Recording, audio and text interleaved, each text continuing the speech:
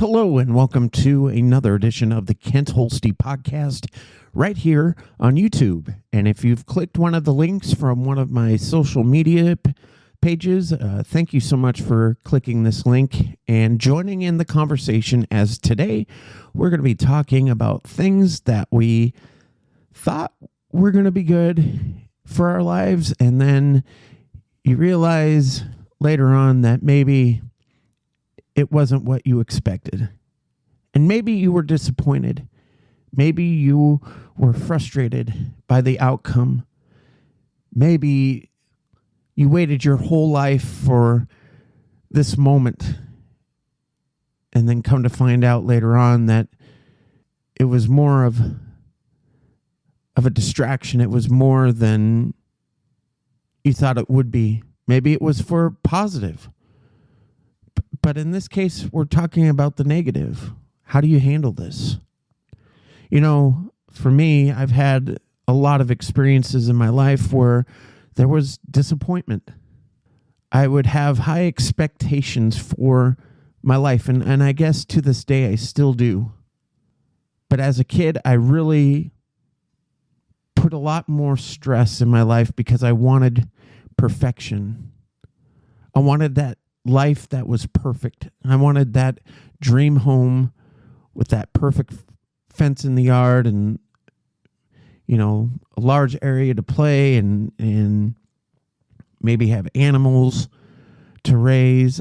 I mean, those are all of our goals, I think, is to have that perfect life, that perfect marriage, that perfect life with your kids. But sometimes things don't go as we plan. Life isn't meant to be perfect. And if life was perfect, I always tell this to people, we would be more against each other. We would want to be at each other's throats even more than we are today. And just look how the world is right now. Imagine what it would be like if the world was perfect. Everybody would think that they were right. Everybody wouldn't be wrong. It just wouldn't be right. It wouldn't feel right. It would be more of an emotional strain, wouldn't you think? Well, for me, growing up, I had a lot of things I wanted to accomplish. As you all know, when I was younger, when I was born, I was adopted. It became my life mission as a young kid that one day I am going to find my birth parents. And one day I did. And it was the most amazing thing that I ever went through because I finally got to figure out who I was and where a lot of the things emotionally that I went through was just like the people that I came from. I realized that there was a lot of people that I respected that ended up being family. And there was even one person that I didn't get along with. He didn't like me. But once we found out we were family, that all stopped. You see, those are the negatives that turn into positives. You don't think things are going to be the way that you expect. Now, granted, my relationship with some of my birth family is the way that I thought it would be. Perfect. Amazing. I finally feel at home. And then there's some disappointment.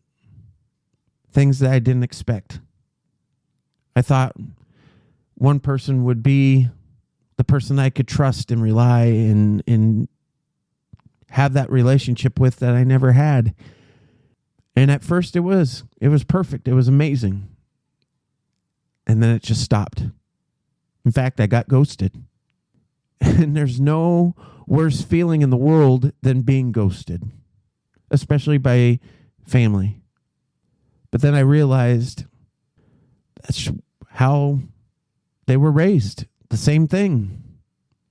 And then I realized, maybe I just need to move on, and that's just how it is. And that's been hard because I want that relationship. But when one person isn't willing to, then there's nothing you can really do. What's unfortunate is the focus isn't where it should be. And I can't control that. That's not my place. But the thing is, there's the other family. And that relationship has always been amazing. It's what I exactly expected it to be. Considering all the research that I did, all the legal papers that I read through, I knew exactly what I was getting into. And it was worth it. It's been the best experience of my entire life because I realize I know exactly where I get everything from. And I admire this person. And I'm glad I got two incredible step siblings that I admire the world because they are amazing. Just like my other two siblings, they're just the same. And I love them to death. And that relationship is exactly what I thought there would be if I did have siblings. Like marriage. I always wanted to be married. I always wanted to have that perfect wife that could give me the perfect family. And I've talked about my past. I've had 3 marriages that have been devastating. The first one just was not a good thing. And I wish it worked out, but it just wasn't in the cards. Things happened that were out of my control, and it just wasn't easy on me. It was devastating. Then my second marriage, it was so confusing. You think that you're working on things, and the next moment you get blindsided with a divorce. And as soon as you know it, they're with another person right off the bat. And it was devastating to me. It made me question myself. It made me wonder what was going on with me. Why wasn't I given a chance, an opportunity to talk it through? Maybe I was just blind. Maybe I wasn't hearing. But that's definitely not how I expected it to be. And then my third marriage. That's the one that, was a nail in the coffin for me. It destroyed me. I had, in my mind, the most perfect person in my life, and then everything just crumbled. I lost everything, including 3 of the most amazing kids. And what broke me was so many things. And was I part of the problem some of the time? Absolutely. We were both to blame. And I wish that, through all these 3 marriages, there could be communication and teamwork and no animosity between each other. And, I look at other people that have been divorced, and I see how their relationships are with their ex and how they work together as a team. And I wish I had that. It's not how I thought life would be. So we've talked about relationships, but what about jobs? There was a time I was working at 2 different Sears hometown stores, and I loved it. And the stupid thing is I was making good money, and I thought I could find grass greener somewhere else. And boy, was that a mistake. Don't get me wrong. I loved working at John Deere. I loved working for the Rosencrantz family. They are an amazing family, but personally, it was financially the worst mistake I did leaving Sears, because I took a major pay cut. And even though I was happy and the people were great and there was so much fun at that place, I just couldn't survive. So I ended up going back to Sears, and I felt back at home, but I wasn't making what I was making before. So I decided to go work for another Sears owner, and it was better. It was the start of a whole different outlook, a whole different start, a whole different beginning. And that's when I became, that next step of being a manager and having responsibility, and it grew. I ended up going to another Sears store at one point, and this was before then, because they were struggling, and I was thinking about taking over that store, and it just wasn't in the cards, but I helped them turn around somewhat. Whether they continued what advice I gave them was their choice, but eventually I ended up moving to Vermont, and that was the best thing that ever happened to me. Working at that Sears hometown store changed my life, and I thought I would be working there forever because it was so good. We were making bonuses. We were making top bonuses. I had hired a friend because I couldn't trust anybody else because no one would show up to work, and that was not what I expected. I had to figure it out. I had to adjust. I had to adapt. I didn't give up. I kept fighting. I kept pushing. I spent days getting there at 6 o'clock in the morning and not leaving until 12 o'clock at night just to make sure everything was perfect. I gave my all to make that store the best, and it turned out to be one of the best. But anyways, I hired my friend who did no experience with sales before, and I trained her, and she became one of the best as well. And I take pride in that. But the story didn't turn out to be all roses and perfect, rainbows and what do they call that? Unicorns? I guess. I don't know. It turned out to be a nightmare because out of nowhere, the store was closing. And at that point, I just went through the third divorce, and it was horrible. That place was my place to get away from what was happening on the outside world. And I invested so much, and when it closed, I was devastated because I lost the one good thing that I had left in my life. And if you want to talk about a huge roadblock, that was one. It was devastating. I literally had to rush to find out where my next place I could go. And I had a choice. It was either stay in Vermont or New Hampshire or Massachusetts, or there was a store that was in South Carolina or something like that. I don't remember where it was. Virginia. It was in Virginia. That's where it was. Pardon me. And I didn't know anything about Virginia. I have no family. I have no friends there, but the store found out about me. They heard about what I've done. They saw my numbers. They were impressed. And I had to stop and think, is this the right move? Or should I go be near family in Kansas? Or should I go back home to Montana, where there's a lot of demons? There's a lot of things there that I just don't agree with, because it just doesn't feel like home anymore. And I had to pray. I had to think about what was best for my life. And it's funny, when you pray, it's amazing what things will happen if it's God's will. Not your will, God's will. Especially when you ask Him to take every fear, everything you're going through, and leaving it at His feet. He will guide you. Sometimes these prayers that you ask for don't get answered right away. They take time. But in this case, I think God knew the severity of the situation, because He answered my prayer. He told me to go where my heart was, and that's where my family is.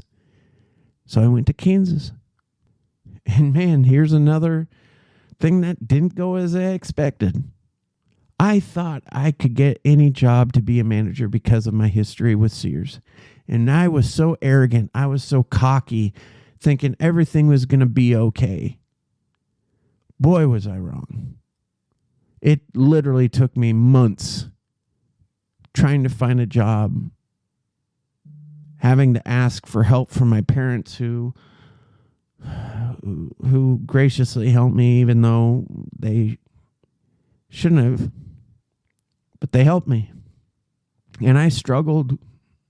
And finally, God answered my prayer. He got me a job at Crackle Barrel, and that was a lot of fun. I met so many great people. In fact, I'm still friends with quite a few of those people.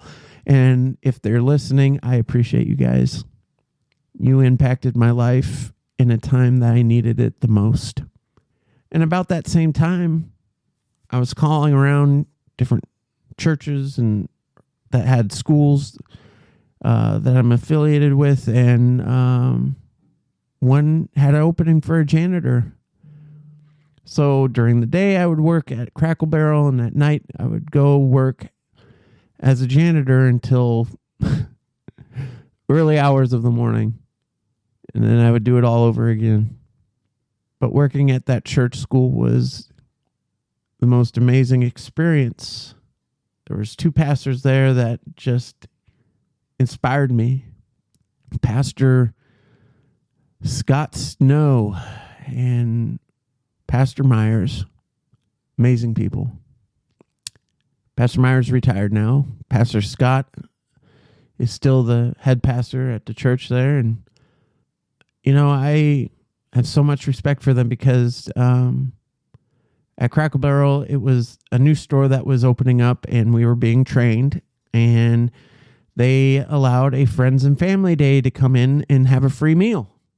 And so I asked Pastor Scott and Pastor Myers, Pastor Snow, Pastor Myers, that is, and they graciously said yes. And man, what an experience. I had one other lady from another church that I went to come as well. And what an experience. We had a time of prayer, we ate, and it was a great time of fellowship.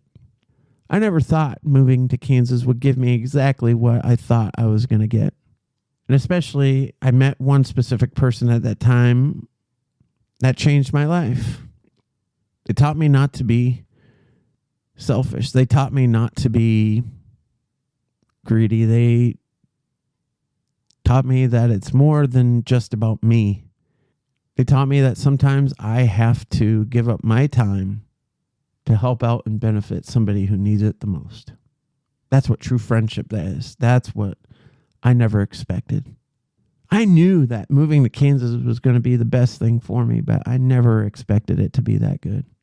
Sometimes in life, we just don't see the positive perspectives of what can happen from the negative.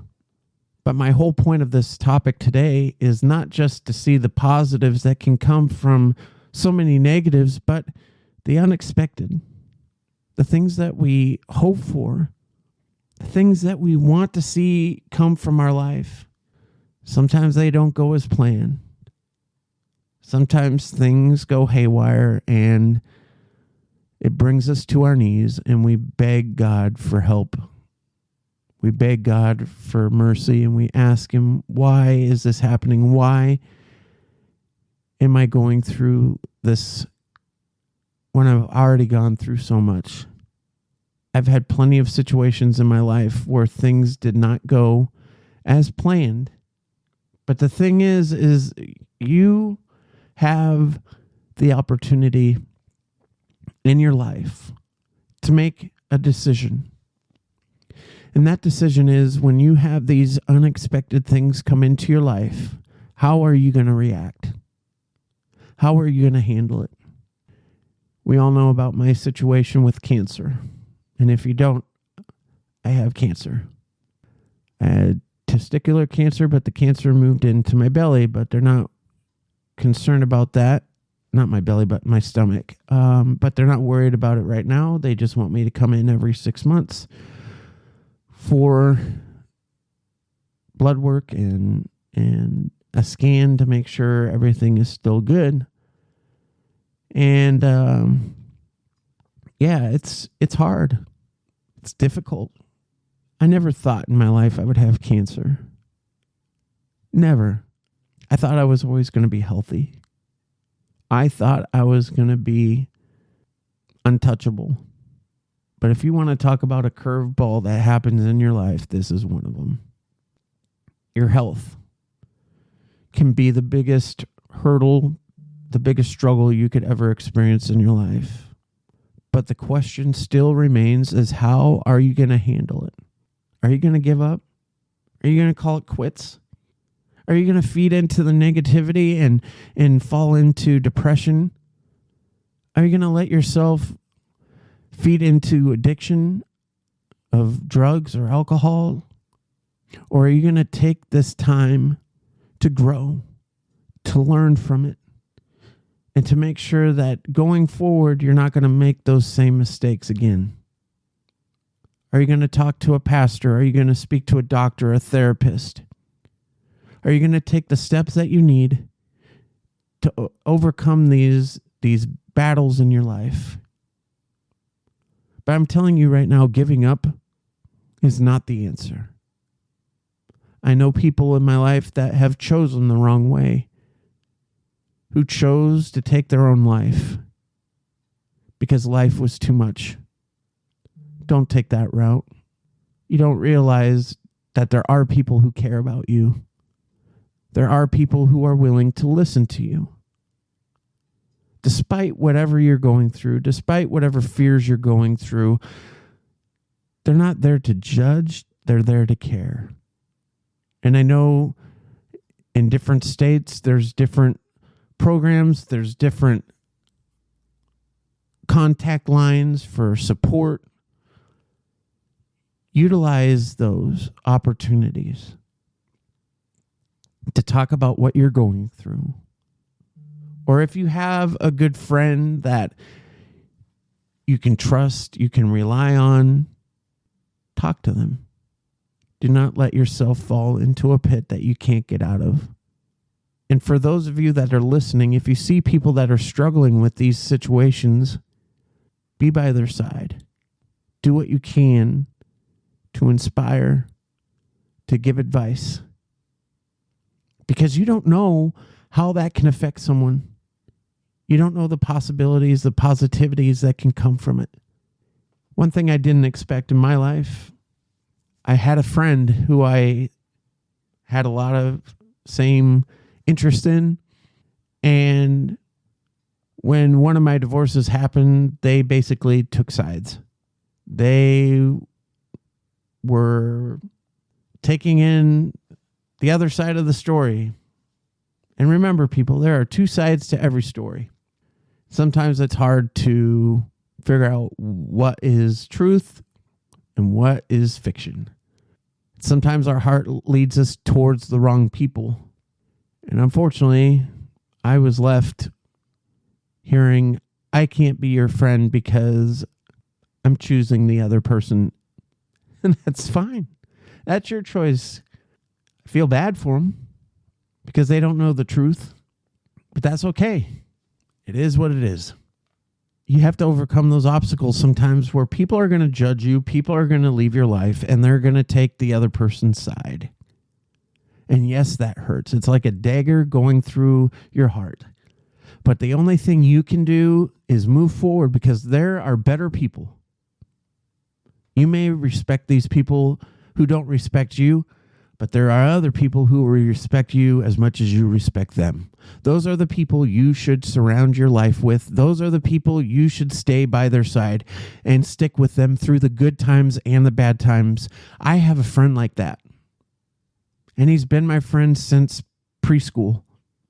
And nothing has gotten in the way of our friendship except for one thing. And we both agreed it was a mistake. We let somebody else get in between of our friendship. And that was a mistake. I didn't expect that to happen.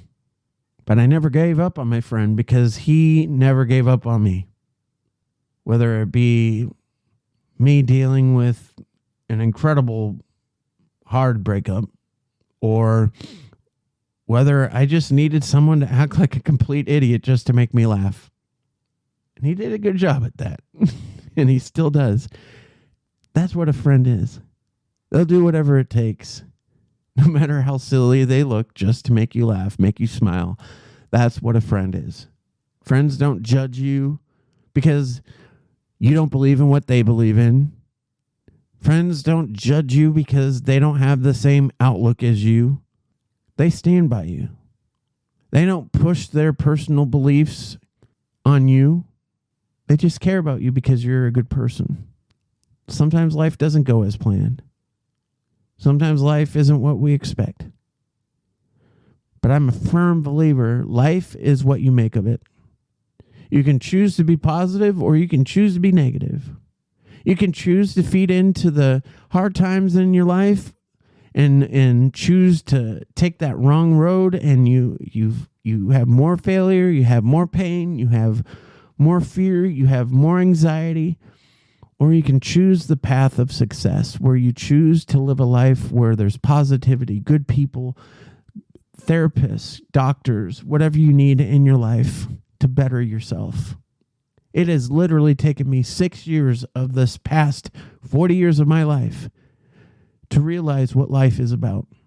And that's why I have this podcast, because you may think people may not care or understand the pain that you're going through, but trust me, there's people that are going through the same experiences as you, and all it takes is talking to them and figuring out how they succeeded. And maybe you can pick something from that and use it towards your life. You just never know until you try. But no matter what hard times come in your way, no matter how many goals or how many things you plan for your life that don't go the way that you've planned and expected, doesn't mean it's the end. Doesn't mean that those dreams are done and over with. It takes time. Sometimes it takes a lifetime. Sometimes it takes 30-some years of your life to figure out what the heck is going on.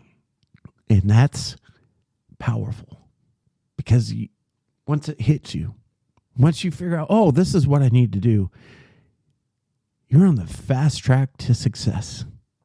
But in those times where the things you don't plan and they happen and they hurt you and they destroy you, it's not how hard you fall. It's about how fast you get up. Wipe the dust off your knees, your legs, and get back to it. Life is like a river or a stream that you need to get across. Sometimes you're going to find big stepping stones that you can walk on to get by without getting wet. Sometimes you're going to get your feet wet. Sometimes you may even fall and get soaked. But you're going to get dried off. Those clothes aren't going to be wet forever. It's not the end. It's just the beginning. It's time for you to look at things from the bigger picture of life. And if you're listening to this going, yes, that's me. Yes, I'm in that spot. Yes, I need help. Yes, I need to search. Yes, I need to find. Now is the time to do it. Don't wait. Don't wait for tomorrow. Do it today. Because things are not always going to go as planned. But as long as you set your mind to making things better, making things right, working through the hard times, getting through these times of uncertainty with your health, it's all about what you can do to make yourself look at yourself in the mirror and smile and know that everything is going to be okay. Most of all, you got to think and be positive. You got to do what you can today and not what you can't tomorrow. Because I believe in you. Don't you think you should too? And if you see someone who served our country today, whether it be our police, military, fire, or even the hardworking people in our medical facilities, give them a fist bump, give them an elbow, give them a high five. Tell them how much you appreciate them. You never know how much they might appreciate that one random act of kindness. So do it today. And most of all, if you like this podcast today, make sure you like, share, comment, subscribe, and ring that bell for all the latest content. on the Kent Holste podcast and all of the other family of Kent Holste podcast channels right here on YouTube. The Kona Ropes. We've got the Community of One podcast, and just put on live onto your internet servers is the long awaited and coming back after a long hiatus away is the Circle of Friends podcast, where it's live and we talk live and we discuss what's going on with our lives and talk about the positivity and encouragement towards others. It's a great place. Those are coming soon, so watch out for those. So thank you for your support. I appreciate each and every one of you, and I hope you have a fantastic rest of your day or night or whenever you're listening to this. Be an inspiration. Be kind to one another. And most importantly, God bless. But what about other things in life? The things that we want to see happen.